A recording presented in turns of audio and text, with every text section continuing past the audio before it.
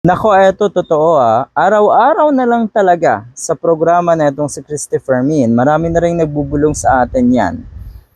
Araw-araw binabanggit niya na kung ano ay malapit na yung MTRCB verdict laban kina Vice Ganda at kina Ayon Perez. Pati na rin po ng It's Showtime. Madalas niyang banggitin na posibleng kanselasyon, posibleng pagkatanggal ni Vice or ni Ayon ang magiging verdict.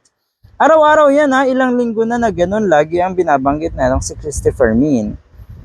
Ano to? Ano nangyari sa'yo, Jonda? Anyway, ako na may matanda na rin, di ba? Pero, come on, kaya nga sinabi na itong si Labador or nagulat nga si Labador na buhay pa pala daw itong si Christopher Min.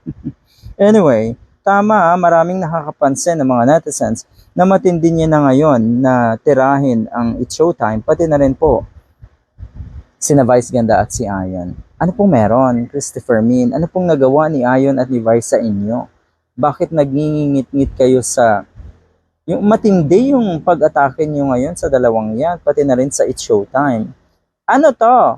At matindi naman po ang inyong papuri, matindi naman po ang inyong pag-angat sa IT ng TVJ. Naku po, halatang-halata na kayo. Katulad ng sinabi ko dati. Ito sabi ng isang netizen. Etong si Christy, inaraw-araw na lang niya ang balitang Showtime at MTRCB.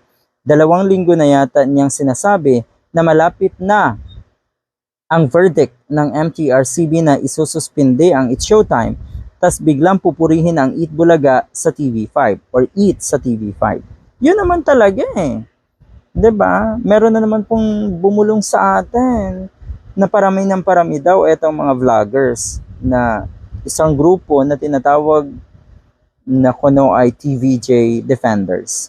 Ano 'yon? Para saan? Anong dinidepensahan nyo? May kaaway ang TVJ? O sila yung nang-aaway? Grabe